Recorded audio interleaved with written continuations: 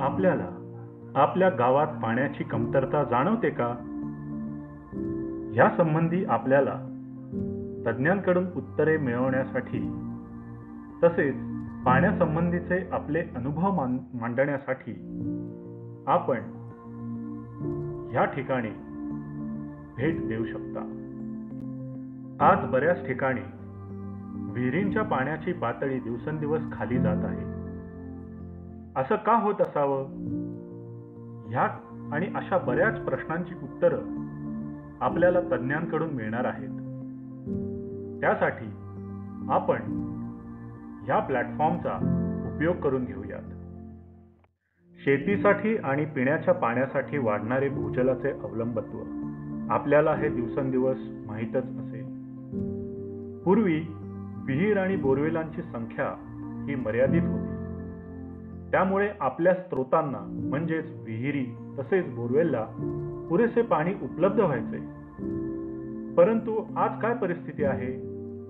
आज विहीर आणि बोरवेल यांची संख्या बेसुमार वाढली आहे. त्यामुळे भूजलधारकातून विहिरींद्वारे तसेच बोरवेलमधून पाण्याचा भरमसाठ उपसा होत आहे.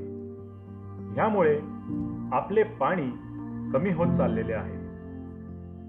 जमिनीखालचा भूजल साठा मर्यादित आहे, परंतु त्याचा अमर्याद उपसा करीत असल्यामुळे आपल्याला पाणी पुरेसे उपलब्ध होत नाही आहे. हे समजा पाणी आपल्याला पुरेसे उपलब्ध करायचे असेल तर कोणकोणत्या उपाययोजना करणार आहोत आपण? याच्यावर आपण विचार करूयात आणि याची उत्तरे आपण तज्ञांकडून घेऊयात. विहिरी आणि बोरवेलमध्ये आपल्याला जे पाणी मिळते ते जमिनीखालच्या वेगवेगळ्या स्तरातून येते. यालाच आपण भूजलधारक म्हणतो.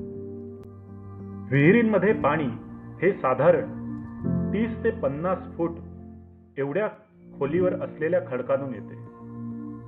परंतु बोरवेलमध्ये पाणी हे साधारण 200 ते 500 फुटांवर असलेल्या खडकांमधून येते.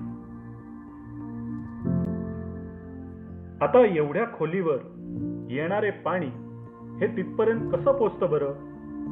तर खडकात असलेल्या चिरा, भेगा, छिद्रे ह्याद्वारे पाण्याचे वहन होऊन ज्या ठिकाणी अछिद्र खडक लागतो त्या ठिकाणी हे पाणी साठते आणि पर्यायाने ते आपल्याला उपलब्ध होते. म्हणजे आपल्या विहिरीत किंवा बोरवेलमध्ये जे पाणी येणार आहे हे सर्वस्वी त्या भागातील खडकांच्या पाणी धारण करण्याच्या व वहन करण्याच्या क्षमतेवर अवलंबून असते. हे आपण जाणून घेतले तसेच आपल्या भूजलधारकाची साठवण क्षमता व वहन क्षमता ही आपल्याला कळली तर आपण पाण्याचं सुयोग्य नियोजन करून पाण्याचा पुरवठा आणि त्याचं नियोजन वर्षभर करू शकतो.